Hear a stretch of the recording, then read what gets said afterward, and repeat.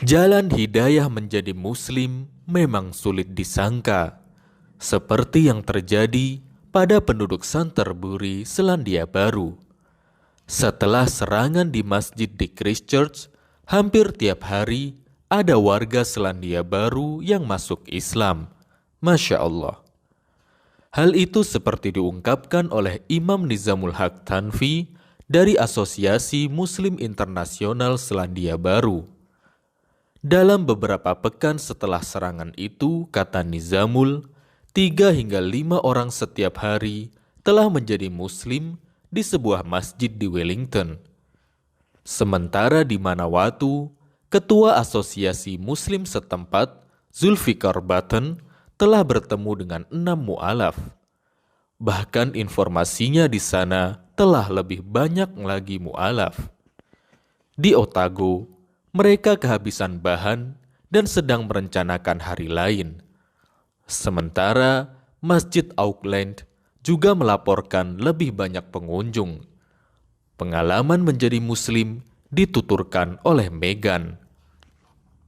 Pekerja perhotelan ini telah bermigrasi bersama keluarganya dari Amerika ke Selandia Baru ketika ia berusia 7 tahun.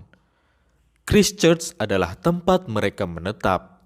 Namun beberapa tahun yang lalu, tragedi pribadi terjadi ketika ia melihat pacarnya tertabrak kereta api.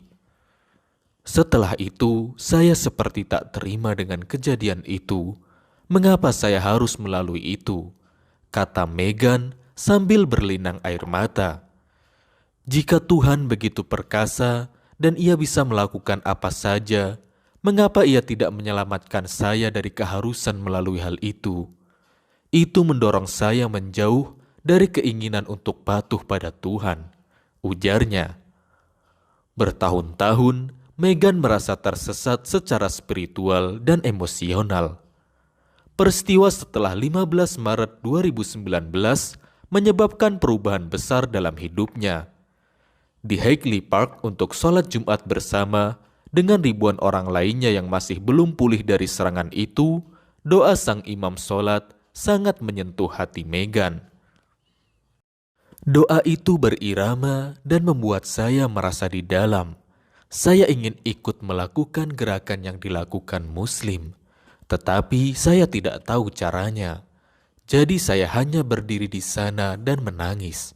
Ujarnya menjelaskan. Tak lama kemudian, Meghan menyatakan diri sebagai Muslim dengan membaca syahadat.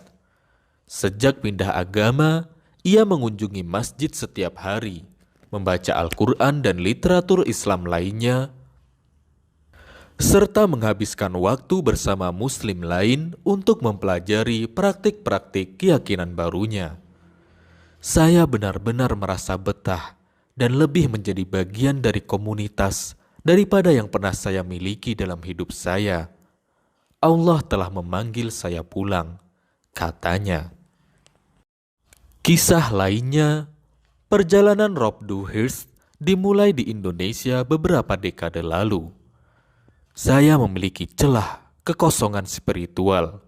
Saya memang pergi ke gereja, tetapi tampaknya tidak memenuhi celah itu, ujarnya menjelaskan. Ia pernah tinggal di Sumbawa bersama Muslim, termasuk calon istrinya, ketika ia terkesan dengan cara hidup mereka. Rob dibesarkan di wilayah Waikato dan sebagai pemuda bergabung dengan Badan Amal Pembangunan Internasional.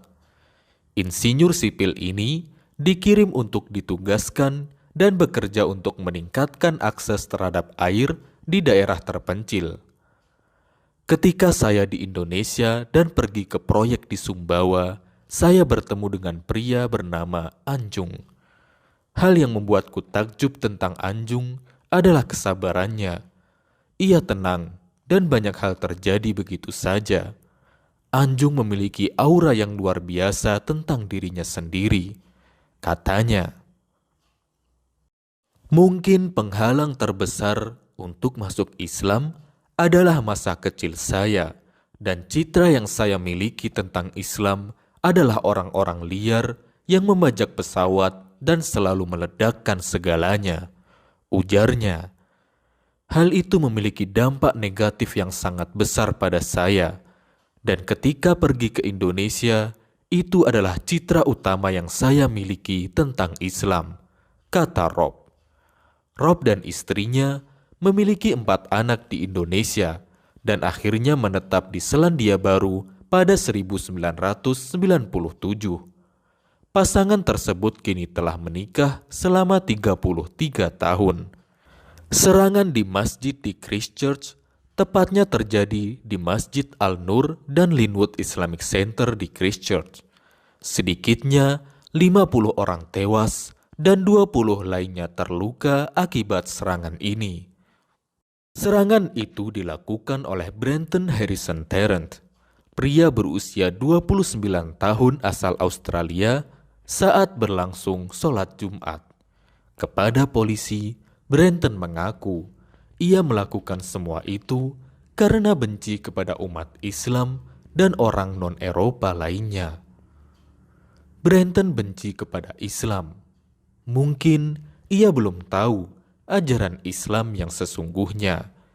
Bila tahu, bisa jadi ia bakal menjadi seorang Muslim, seperti yang terjadi kepada para mantan pendengki Islam lainnya. Jumlah umat Islam ada 61.455 jiwa atau 1,3% dari sekitar 5 juta penduduk Selandia Baru.